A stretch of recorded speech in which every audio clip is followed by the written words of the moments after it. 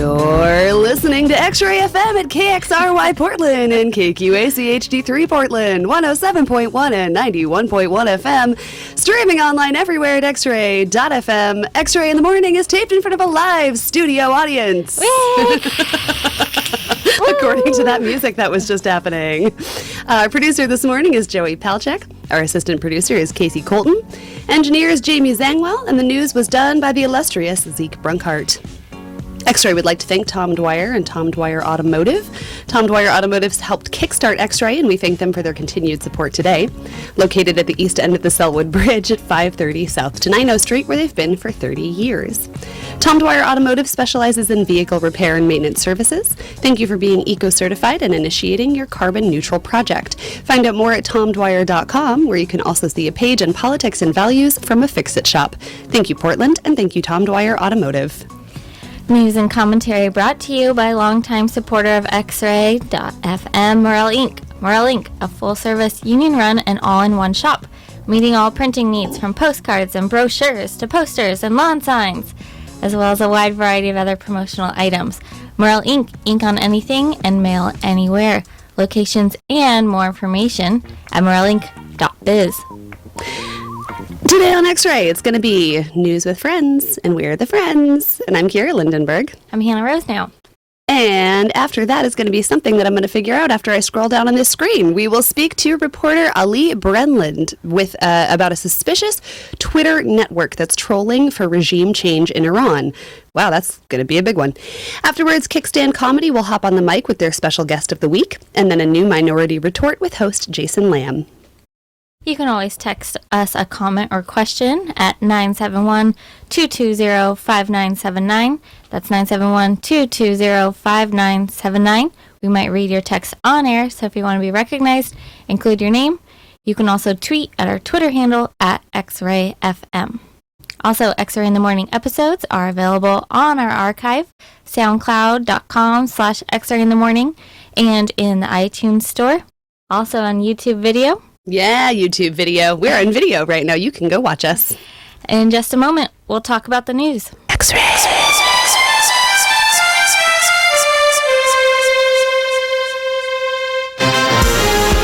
Good morning, and welcome to X-Ray in the Morning, the show of shows. Yay! Here's the latest weather report. Rain and cooler. Time for news and commentary. I'm Jefferson Smith. Good news, everyone! Nerd alert! What did we learn this morning? I learned that there's a storm coming. You did learn that. It's like a bowl of grape nuts for your mind. Sleepy, it's rainy, it's dark, but feeling good. Good morning, Hannah. And also all of Portland, and also Vancouver, and anyone else who is listening to us. That's a song I just wrote that right now. Can you believe it? I can believe it. How are you doing? Good. That music that was pumping us up. Yeah, that theme song to a 90s sitcom music. I guess that's kind of where they, TV theme songs is kind of what inspired that band. Quick wiki search. If you think it was fun to listen to, guess what? It's fun to say their name. What is it? Wolfpack?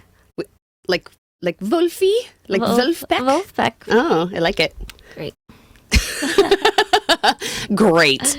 How are you this week? What's new with you? I haven't seen you in like 2 or 3 weeks, I feel like. Yeah, because I went to Oklahoma. Oh, how was that? It was actually surprisingly beautiful. Was it underwater? No. Oh, that's good. I was like on storm watch before we went. Like, are we going to be flying into floods and tornadoes? And they're like, our new landing technique is put on this life vest and jump. It'll be fun. Yeah. From where we went, it was just fine. Oh, that's good. Yeah, we landed in a sweet spot. It wasn't. I was also watching the humidity, and it can get to like 90 in the 90s. Of humidity. Look, and I was like, I don't know if I can do that. I know I'm supposed to be like the resident science expert or whatever, but like when it gets to 100% humidity, how are you not just underwater? Can it get Humidity to 100% in the humidity? air. I don't know. I grew up in... Yeah, I know. I know that there's an answer to this, and I'll look it up. But I grew up in Arizona, and that 90% humidity was not a thing that we ever once had to deal with. Yeah, luckily I didn't have to deal with it either. But I was watching it. You know what you do have to deal with? What? The fact that our first story is about Trump. I'm sorry. No, it's Hannah's absolute least favorite thing in the world is when we have to talk about Trump, and especially when he's our first story of the day. But let's just get it over with. Anyway, Trump says that he would take opposition research from a foreign power, which is kind of a big deal. Trump said that he would be open to accepting damaging information in a 2020 election on a 2020 election opponent from another country and would not feel obligated to report it to the FBI. Because he can do whatever the heck he wants. On Wednesday, he told ABC News, quote, "I think you might want to listen. There isn't anything wrong with listening." Somebody called from a country, Norway, and said, "We have information on your opponent. Oh, I think I'd want to hear it." Do you ever feel like you're going crazy when you try to read Trump quotes out loud? All the time. Like, if you've never read the news if you remember like on the radio or whatever live, I mean, you're constantly watching your words for like, oh, did I just totally mess something up? Do I need to re-say that? Whatever. And I can't read a Trump quote without being like, did I just read the words that were on the page? Following this statement, Elizabeth Warren renewed calls to impeach Trump. According to Robert Mueller's report, Russia messed with the 2016 election in order to elect Trump. And in June of 2016, Trump's oldest son met with a Russian lawyer who offered dirt on the Clinton campaign. On Wednesday, Trump went on to say, quote, "It's not an interference. They have information. I think I'll take it." He also said this. A lot of things over my life. I don't think in my whole life I've ever called the FBI. In my whole life. You don't call the FBI. You throw somebody out of your office. You do whatever Al you do. Gore got a stolen briefing book. He called the FBI. Well, that's different. A stolen briefing book. This isn't a stolen. This is somebody that said, "We have information on your opponent." Oh, let me call the FBI. Give me a break. Life doesn't The work that way. FBI director says that's what should happen. The FBI director is wrong. The FBI director can... Can't eat it. You heard it here first, folks. The FBI director is wrong and Trump can do whatever he wants. I also yesterday, the federal election commissioner, the chair, tweeted, "I thought I would never have to say this, and put out a statement regarding illegal contributions from foreign governments," and was like, "Let me make something 100% clear to the American public and anyone running for office. It is illegal for any person to solicit, accept, or receive anything of value from a foreign national in connection with a U.S. election." Are you sure? She had to put this on a foreign, Like a tweet or where? Yeah, it's like a tweet, but it's like a letterhead, and it's formal. That's what I was trying to say. It's like, here's a formal thing. I mean, why bother? We do all of our rulemaking by tweet now anyway. Exactly. She's like, well, if I tweet it, maybe he'll see it. I'm going to tweet it directly to Fox News. I've never called the FBI in my life. It was, yes, Trump, we know. It was really interesting. Now some of the Democratic candidates are coming out with statements that are like, just so you know, we would never take anything from, we wouldn't take information from a foreign adversary. Well, yeah, because it's illegal. Yeah. But thank you for letting us know. I mean, no, truthfully, thank you for letting us know. So, we have some actual good news. You want to talk about good news for a second? Sure. What? Where? Wait. I don't see it. Well, I guess. Oh, wait. Huckabee. Sarah Huckabee Sanders will be leaving the White House. The press secretary, known for getting into clashes with frustrated reporters and not answering their questions. So Sanders said on Thursday the job had been, quote, the honor of a lifetime. She also said, quote, I've loved every minute, even the hard minutes. It has been 94 days since she had held a briefing in the briefing room. Instead, she engages with reporters in the White House driveway.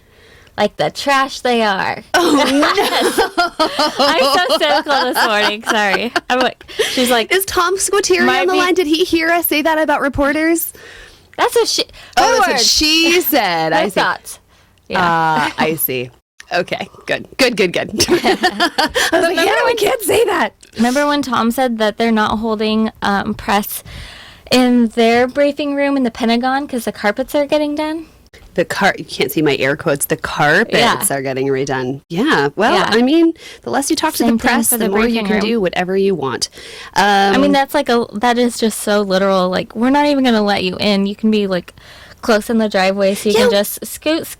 Did she get? Don't get comfortable. Have they given a reason for that, for addressing people in the driveway and not actually letting journalists into, the press room? Probably not.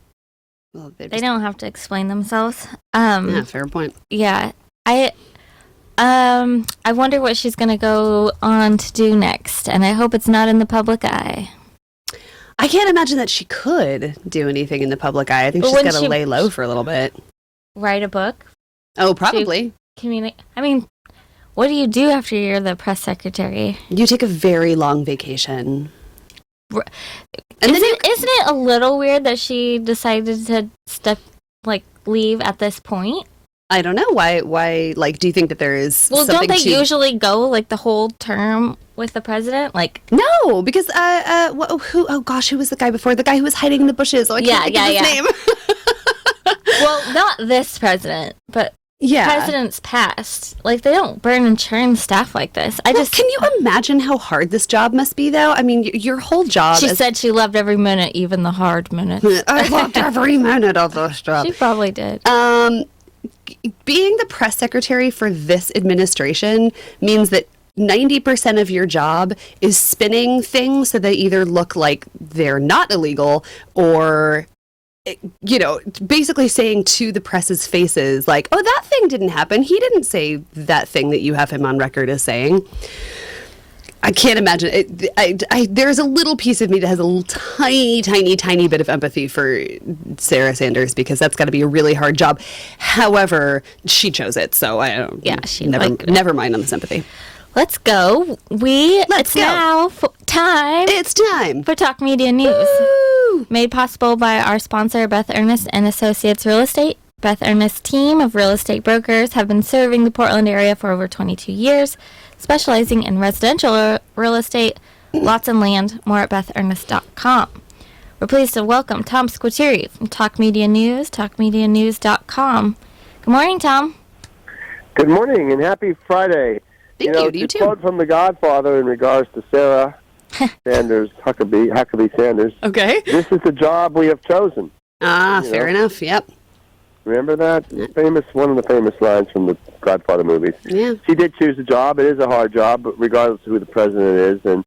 And I actually believe she probably enjoyed serving the president. She agrees with him and did her job as she saw fit for this president. And I admire her for that. I actually do. It's a tough job, and I don't like the way this administration's approach is to media relations. Mm-hmm. But I could separate that feeling as a journalist to the fact that I recognize what she was there to do, and she did the job that she was supposed to do.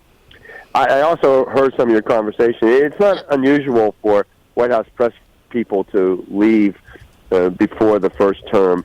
I was trying to think back, the nature of President Clinton's, for example, his spokespeople who came and went. He had about a couple of them during his 8 years. It happens. I think that her timing is actually, it makes sense. I was thinking a little bit about it. She'll be at the end of July, end of June, August recess, summer recess is coming. The campaign starts next year, so she's out way before the campaign starts to give any replacement, if there is a replacement, I'm going to add, time to sort of ramp up to the job before the re-election. You think that they just will not have a press secretary? You know what? I don't think that that's an unfathomable option, or they may not rush to fill it. She hasn't conducted many briefings, and President Trump uses Twitter to make his announcements. So, I could hear, I can see an option where they don't necessarily fill it with a person, but they may have, deputy press people come out now and then to make announcements or handle questions or do a briefing. Trump has been untraditional and unconventional in many ways, so why would he not choose to show his disdain for the press in this manner? And I will say, I just double-checked, and it looks like under Barack Obama's presidency, he had 3 press secretaries, each lasting 2 to 3 years.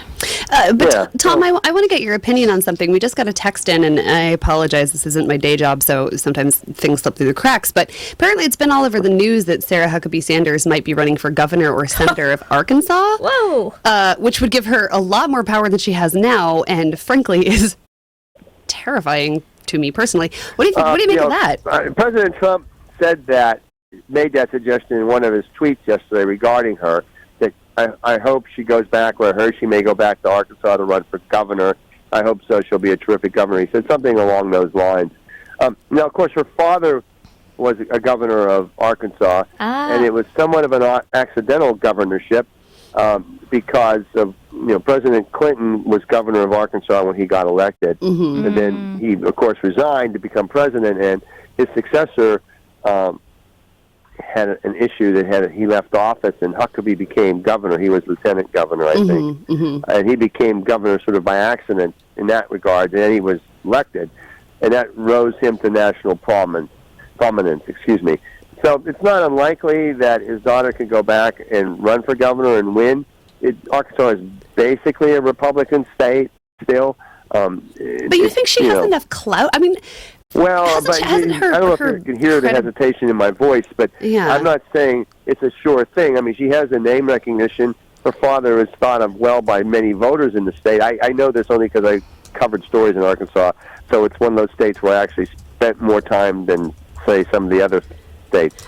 How could this woman have any credibility left? And I also think, I'm sorry to interrupt you, but I also want to point out that there are Republicans in that state who have sort of been waiting their turn to run for governor and other offices, and they may not take too well to the idea of her coming in, just sort of bigfooting in. Interesting. Like that imagery. Yeah, exactly. So what more is out from the Pentagon that you need to share with us, Tom? Well, as you know, I loathe Fridays because of the oh, no, not because of us. But I will say that they advanced Friday to yesterday. I had this weird feeling yesterday. I kept thinking it was Friday, and now I know why.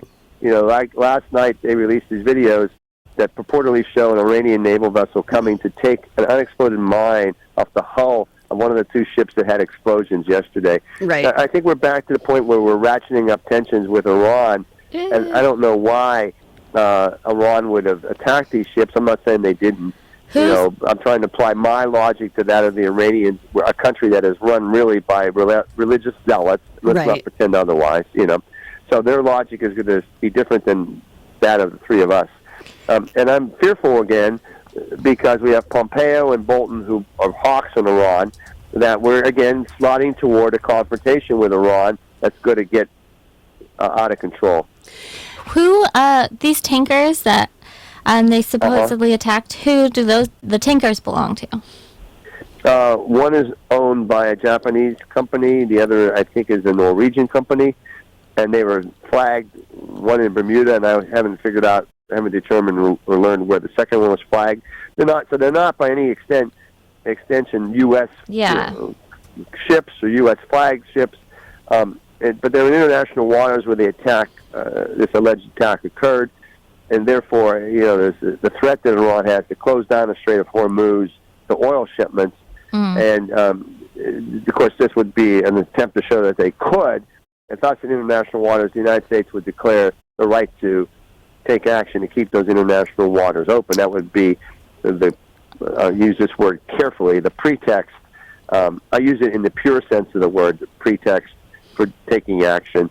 Now, what I'm hearing is the kind of action they might take, get this, would be a military strike on a port in Iran, where the home base for some of these ships that patrol in the Persian Gulf and the Gulf of Oman.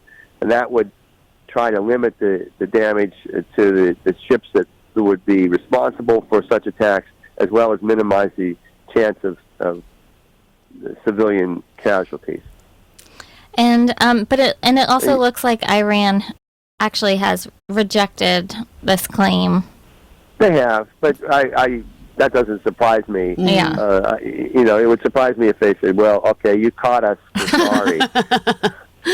Whoops, we didn't know that. And this is the other thing. It sort of boggles my mind a little bit.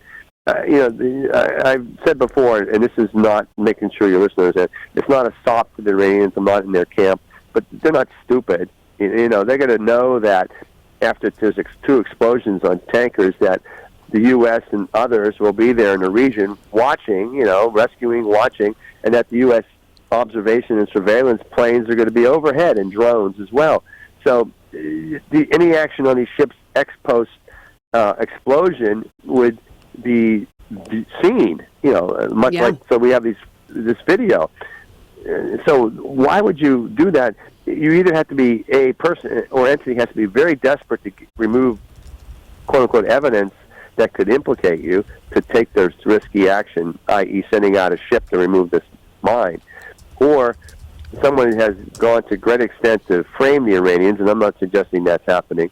Again, I'm trying to ponder the logic of these things, and it goes back to my earlier point that me trying to apply my logic is really not relevant because people operate from a different set of parameters. Yeah, it's a really good way of putting it. And it looks like we have a note about the House Armed Service Committee passing a $733 billion defense authorization with a few unique provisions. Can you tell us what that money's going to be set for? I like how Washington politics moves it. And the whole idea for the 2020 defense spending, at first the White House said they wanted only $705 billion. And the Pentagon was all worried because they needed $733 billion, they said, okay? And so then all of a sudden the White House changed its mind and said, we want $750 billion. So what the House passed is essentially what the Pentagon had hoped for, $733 billion. But Republicans in the Senate passed $750 billion because that's what the White House wanted. Now, the House bill, pushed by Democrats to control the committee, has a provision that will prohibit money from being transferred from column A to column B. In other words, you can't take money from military construction and send it to the border like the president has done already. Yeah. And it also limits money for what's known as low-yield nuclear weapons, particularly on submarines. The United States has low-yield nuclear weapons in its arsenal, just don't have a lot that can be shot from submarines. And so there's a delay on that. So there's a couple key areas where the Democrats have restricted the White House and the Republicans from using all the money. As you may recall, a few weeks ago, the Pentagon found money unused from the 2019 and 2018 budgets. So the chairman of the House Armed Service Committee, Adam Smith of Washington State, noted the fact that the more money you give the Pentagon, the more waste there's going to be. They asked for $733 billion originally. We're giving them what they asked for originally, and the $750 billion is just not needed. This is an authorization as opposed to an appropriations. And to quickly explain the difference, the authorization is like you and I putting together our grocery list. Before we go to the grocery store, we want all these items. That's the authorization, and we're saying what we want. And the appropriations is the legislation that has to also be passed that actually funds the project. So that's us. That's you and I getting to the cash register and then paying for what's on our list and what's in our grocery cart. Right. So they're two separate bills. Authorization usually passes pretty easily because there's no money involved. They're like, sure, you want a Play-Doh? Yeah, you want another aircraft carrier? Sure. Interesting. Well, then we'll definitely have to keep our ear to the ground and see what happens with this bill, because eventually they will have to come to the cash register. To see what happens between the Senate and the House when they get together to decide the size of the authorization. And then, of course, the funding of it is always an issue. And last year they passed a separate defense bill. It didn't get caught up in that partial government shutdown.